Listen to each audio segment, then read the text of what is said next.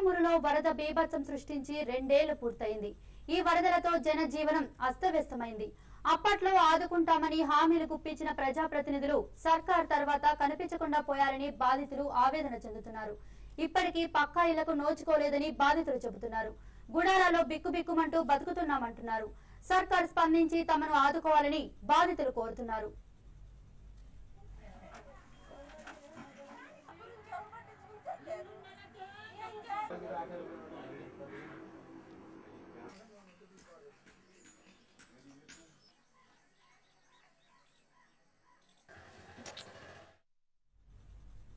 కరువు జిల్లా పాలమూరులో జలయజ్ఞం పేరుతో చేపట్టిన ప్రాజెక్టుల్లో ఒక్కొక్కటిగా నిర్మాణ పనులు ఆగిపోతున్నాయి.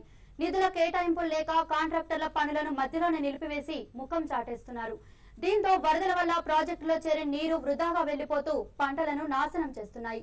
ప్రాజెక్టు పూర్తవుతుందని ఆనందపడ్డ రైతుల్లో ఇప్పుడు ఆందోళన మొదలైంది.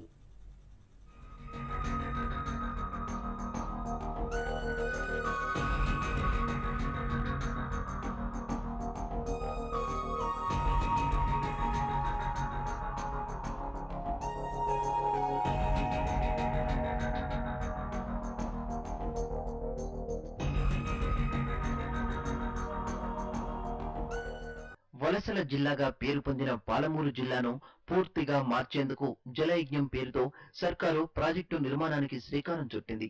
భీమా ప్రాజెక్టు అంతర భాగమైన ఈ సంగంబండ బ్యాలెన్సింగ్ రిజర్వాయర్ ను 141.81 కోట్ల రూపాయలతో నిర్మించేందుకు ప్రణాళికలు రూపొందించారు. దీని ద్వారా లోతట్టు ప్రాంతాల్లో 15,900 ఎకరాలు, ఎగువ ప్రాంతంలోని 48,300 ఎకరాలకు సాగునీరు అందించవచ్చని అంచనా వేశారు. ఇప్పటి వరకు కోట్లు ఖర్చు పెట్టారే కానీ పనులు మాత్రం ముందుకు సాగడం లేదు.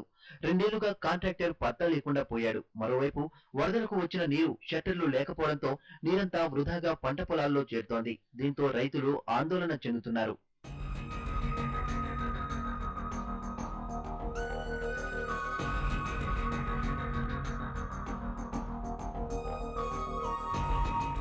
కనీసం ఈ సంవత్సరం తొలకరి వర్షాల నుంచి ప్రాజెక్టులో సెక్టర్లు బిగించినందుకు ఆ నీరు సముద్ర పాలవుతున్నాయి.